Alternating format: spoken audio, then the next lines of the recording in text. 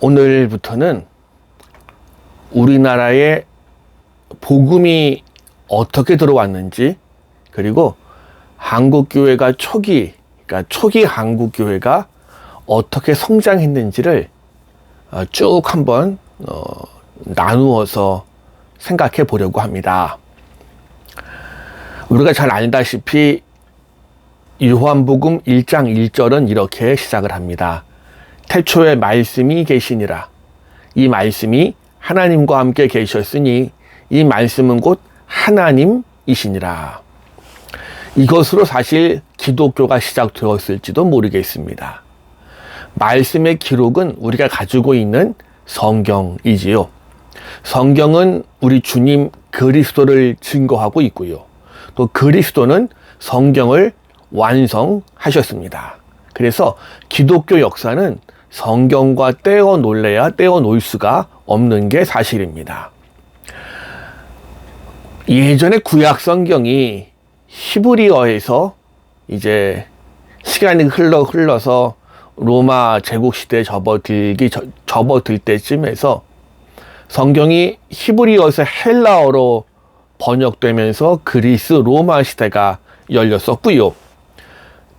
그 다음에 그리스 말, 즉 헬라어로 된 성경이 라틴어로 옮겨지면서 중세 시대가 시작되었다고 보면 될 것 같습니다. 그리고 성경이 이 라틴어에서 영어와 불어, 독일어 등으로 번역되면서 종교개혁의 시대가 열렸습니다. 이렇게 생각해보면 성경이 한 언어에서 다른 언어로 번역될 때마다 그 언어의 민족 안에서 큰 변혁들이 일어났습니다. 즉 히브리어에서 헬라어로 번역되면서 이제 그리스 로마 시대, 기원 전과 기원 후가 구분되기 시작했고요. 이 헬라어 성경이 라틴어로 번역되면서 중세 시대가 열립니다. 그 다음 이 성경이 라틴어에서 영어, 불어, 독일어 등으로 번역되면서 종교개혁의 시대가 열렸잖아요. 이건 성경이 한글로 번역된 순간도 마찬가지였습니다. 성경은 사실 우리나라에서 선교의 문을 여는 가장 큰 출발점이었다고 해야 될 것 같습니다. 감리교 역사에, 즉 우리나라 감리교 역사에 좀 관심이 있는 분이라면 개신교 선교사로 누가 처음 왔습니까? 라고 물어보면 보통은 언더우드 선교사, 아펜젤러 선교사를 이야기합니다만은 조금 더 거슬러 올라갈 필요가 사실은 있습니다. 개신교 선교사로 우리나라에 제일 처음 온 사람은 독일 출신의 귀칠라프 목사입니다. 그러니까 순조 32년, 우리가 쓰는 달력으로는 1832년 7월에 서해안 고대도에 상륙하면서 이 고대도에 한 달 정도를 머물게 됩니다. 그러면서 그곳 거주하던 사대부의 도움을 받아서 주기도문을 우리말로 번역해 놓습니다. 그리고 이곳에 감자 심는 법, 그리고 포도주 만드는 법을 이곳 거주민들에게 가르쳐주고 떠나게 됩니다. 그런데 이 귀칠라프 목사는 사실은 동인도 회사 소속으로 로스 암스트롱호를, 발음이 좀 틀렸습니다. 로드 아머스트호를 타고 왔습니다. 그런데 이 동인도 회사라고 한다면 19세기 경에 이르러서 이 동아시아 지역, 아시아 지역 사람들에게 큰 상처를 주었던 회사입니다. 자, 대표적인 게 중국에 있었던 아편 전쟁을 떠올리시면 될 것 같습니다. 아시아 지역에서 자행된 대영 제국의 정치, 경제적 침략의 현장에 늘 이 동인도 회사가 있었고요. 이 회사 소속 선박의 길 안내 겸 통역으로 동승한 선교사들의 모습도 종종 발견되곤 합니다. 자, 조선과 교역을 해볼 목적으로 우리나라 서해안 고대도에 도착한 이 귀칠라프 목사 역시 그런 역할을 하고 있었습니다.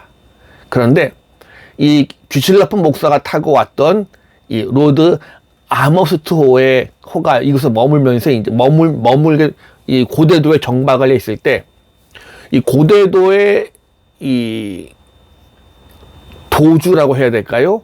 이 섬을 관리하던 사람이 자기 마음대로 결정할 수 있는 게 아니기 때문에 한양에 서신을 보내서 어떻게 할까요? 답변을 기다립니다. 그래서 서신이 가고 오는데 한 달 정도의 시간이 걸렸고요. 이 시간 동안 이 규칠라프 목사는 이곳에서 주기도문을 우리말로 번역하고 감자 심는 법, 포도주 만드는 법들을 가르치게 되는 거지요. 이제 정부에서 답신이 왔는데 조선 정부는 거절합니다. 왜냐하면 이때만 해도 청나라를 상국으로 섬기고 있다 보니 이 해외와의 이 무역 쉽지가 않았습니다. 그러면서 이제 결국 이 로드 아머스트호가 다시 떠나면서 이 귀칠라프 목사의 역할도 사실은 여기서 끝이 나게 되었습니다.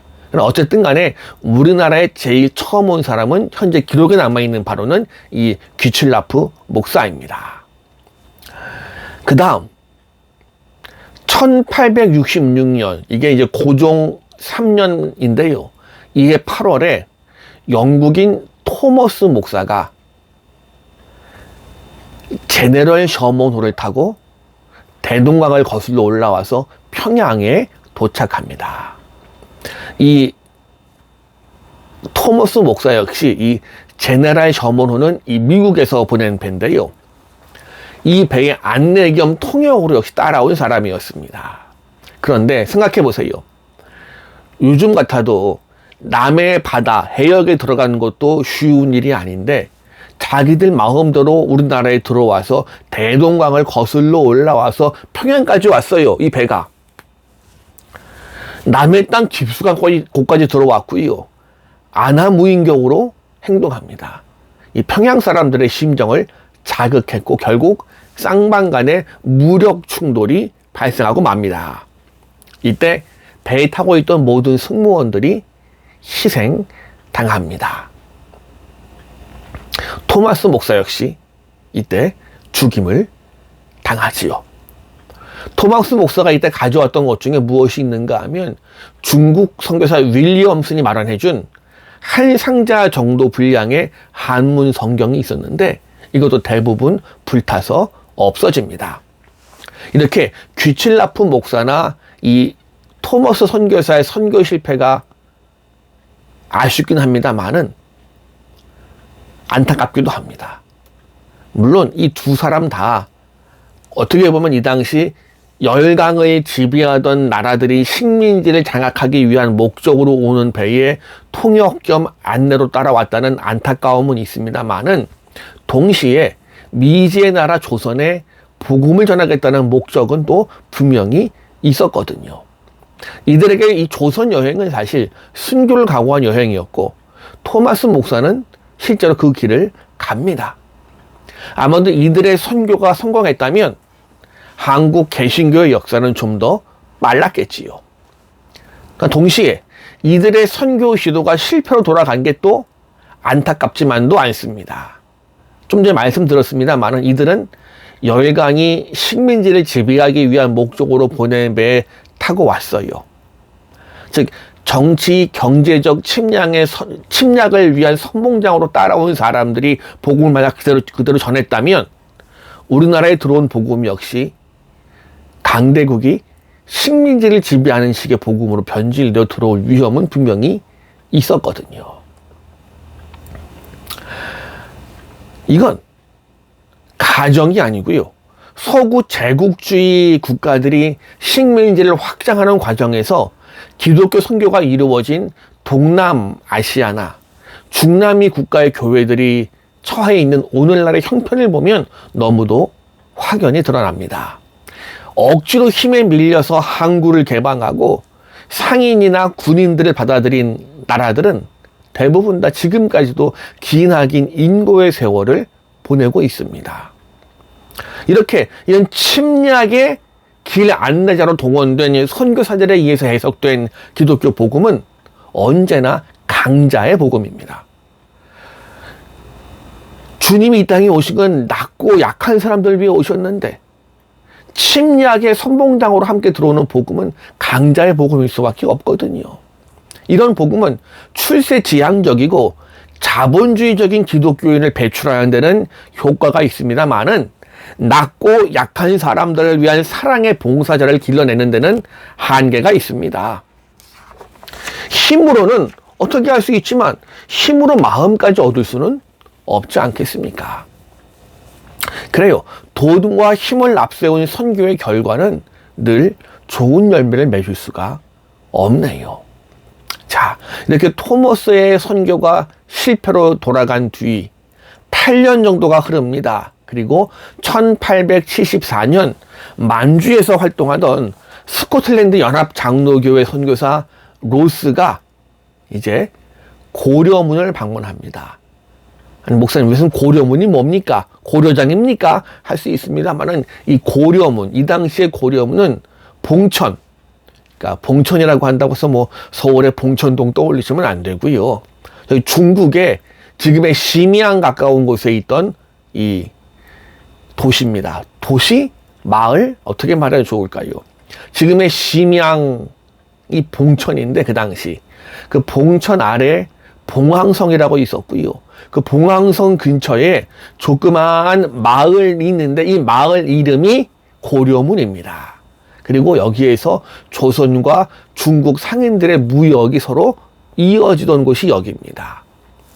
그래서 이 선교사 로스는 이 고려문 여기에서 이제 조선 사람들을 처음 만나서 전도를 시작합니다. 이때 그가 전도한 사람들이 우리나라 의주에서 건너온 의주 상인들이었습니다. 그런데 상인 장사꾼들이잖아요. 이들의 관심은 사실 로스가 전한 복음에 관심이 있는 게 아니라 로스가 입고 있던 그 양복, 저 옷감 좋은데 이거 어떻게 구입할 수 없나? 여기에 관심이 더 컸습니다. 그래서 로스가 방법을 바꿉니다. 상인들의 환심을 살 수 있도록 지금은 우리가 잘 쓰지도 않습니다만은 그때는 귀했던 양초를 한 자루씩 주면서 덤으로 한문 성경책도 나눠주기 시작합니다. 그리고 로스 선교사는 직접 한글을 배워서 성경을 한글로 번역하기로 결심하고 선생을 찾습니다. 그러다가 1876년 두 번째 고려문 방문 길에 조선어 선생 이응찬을 만나게 됩니다. 이응찬 역시 본래는 압록강을 건너서 장사하던 의주 사람이었습니다. 근데 한 번은 이 이응찬이라는 사람이 귀한 또 청나라 사람들이 또 외국인들이 귀하게 여기던 인삼을 많이 사서 압록강을 건너다가 그만 배가 뒤집어지면서 전 재산을 말아먹습니다. 빈털터리가 된 이응찬, 이 양반이 고향으로 갈 수도 없고 만주 땅에서 할 일 없이 시간만 보내다가 이 로스의 중국인 조수를 통해서 로스를 소개받습니다. 그래서 이제 이 이응찬이란 사람은 정부의 눈치를 보다 보니 밤중에 몰래 로스 선교사를 찾아가서 만났고요. 나에게 기독교를 강요하지 않는다라는 조건을 내걸고 로스에게 한글을 가르치기 시작합니다. 그러면서 로스 선교사는 불과 1년 만에 영어로 조선 문법책을 저술할 만큼 빠른 발전을 보입니다. 이렇게 이제 어느 정도 우리나라 말을 할 수 있게 된 로스는 성경을 번역하는 일에 착수하지요. 이응찬 역시 계속해서 돈을 받고 성경 번역에 참여합니다. 그리고 2년 정도 시간이 흘러서 1879년 이제 사복음서와 사도행전의 번역 초고가 완성이 되고요. 로스는 이제 이 원고를 들고 그의 본국으로 돌아가서 이인쇄하기 위해서 이인쇄에게 모금 운동을 펼칩니다. 자, 로스가 이제 그 번역을 위한 출간을 위한 이인쇄기 모금 운동을 위해서 고국으로 돌아가 있는 동안 이제 로스가 하던 일은 로스의 매저였던 맥킨타이어가 대신 일을 맡습니다. 이때 의주에서 백흥준이라는 20대 청년이 그를 찾아와서 세례를 받고 돌아갑니다. 갑자기 뜬금없이 왜 세례냐고요? 자, 백흥준이라는 사람, 잠시만요. 백홍준이 맞는 것 같습니다. 3년 전에 로스가 이미 나눠주었던, 즉 누구에게? 의주 상인들에게 나눠주었던 양초와 한문 성경 기억하시죠? 좀 전에 말씀드렸는데 그 양초와 한문 성경을 받고 가지고 돌아갔던 의주 상인의 아들이었습니다. 종교와 서학에 관심이 많던 이 백홍준은 아버지가 가지고 온 한문의 성경을 읽으면서 혼자 공부합니다. 그리고 성경을 읽으면서 공부하다 거기에서 하나님을 만나고 예수를 만납니다. 그리고 마음에 굳게 결심하고 세례를 받기 위해 압록강을 건너온 겁니다. 자, 이걸 옆에서 지켜보던 통역관이자 조선어 선생이었던 이응찬 기억하시지요? 나에게 기독교 강요하면 안 돼. 돈 받고 가르쳐주고 돈 받고 번역에 동참했던 이 이응찬 역시 이 백홍준의 세례에 자극을 받고 본인도 결심을 내리고 세례를 받습니다. 선교사 만난 지 3년 만에. 자, 그리고 같은 해에 2명이 더 세례를 받게 됩니다. 이들이 한국 개신교 최초의 세례자들입니다. 이렇게 만주에서 개종자들이 등장하는 것과 때를 같이 해서 이 로스와 맥킨타이어 선교사, 그리고 세례받은 이응찬, 김진기, 최성균, 이성하, 이익세, 서상윤, 김청송 등 의주 출신 사람들이 번역한 한글 쪽복음들이 인쇄가 되어서 출간되기 시작합니다. 그리고 1882년 봉천에서 요한복음과 누가복음이 최초로 인쇄되어 발간됩니다. 그리고 바로 그 해에 조선은 미국과 통상조약을 맺게 되지요. 통상조약을 맺었다는 소식을 알게 된 로스 선교사는 이런 말을 남기고 있습니다. 최초 한글 성서 발행이 조미조약 체결과 거의 동시에 이루어졌다는 것은 하나님의 섭니다. 완고한 고려문이 열린 문이 되면 곧바로 복음이 이 민족 안으로 들어갈 줄로 믿는다. 그리고 예언대로 되었습니다. 만주에서 인쇄된 성경들은 백홍준, 서상윤, 최성균 같은 매서인, 즉 책을 파는 사람들에 의해서 국내로 유입되기 시작합니다. 봉천, 고려문을 통해 들어온 성경은 사실 아름아름 퍼져나갑니다. 이른바 이런 표현이 좀 그렇습니다만은 왜 우리나라 70, 80년대 있던 그 한참 데모가 한창이던 시절에 싹 퍼져나가던 불온문서 혹시 기억하시는 분들 계십니까? 이 불온문서처럼 유통되면서 새로운 도 또는 서학에 관심 갖는 사람들 사이에서 은밀하게 읽히기 시작합니다. 그 결과 의주 그리고 소래, 서울에서 100여 명에 가까운 개종자들이 세례를 받겠습니다. 의사를 밝히기 시작하지요. 이렇게 세례 받고 싶은 사람들이 기다리고 있는 상황에서 이제 드디어 조미 통상조약이 이루어지면서 미국에서 선교사들이 들어오게 되었으니 우리나라에 이제 복음의 문이 열리기를 시작합니다. 외국에 닫혀있던 문이 말씀으로 열리는 것. 어떻게 본다면 선교사들이 그저 말씀을 선포하고 그들의 말에 감화받는 것도 물론 있었겠지만 이미 스스로 이야기는 듣지 않았어도 말씀을 읽으면서 그 말씀 속에서 하나님을 만나는 사람들이 등장했다는 게 놀라울 정도입니다. 복음은 살아있는 힘이 있거든요. 이렇게 닫혀있는 문을 말씀으로 여는 것, 이게 사도 바울의 한결같은 기도 제목이기도 했습니다. 그래서 골로새서 4장 3절을 읽어드리면서 오늘은 여기서 마치려고 합니다. 하나님이 전도할 문을 우리에게 열어주사 그리스도의 비밀을 말하게 하시기를 구하라. 아멘.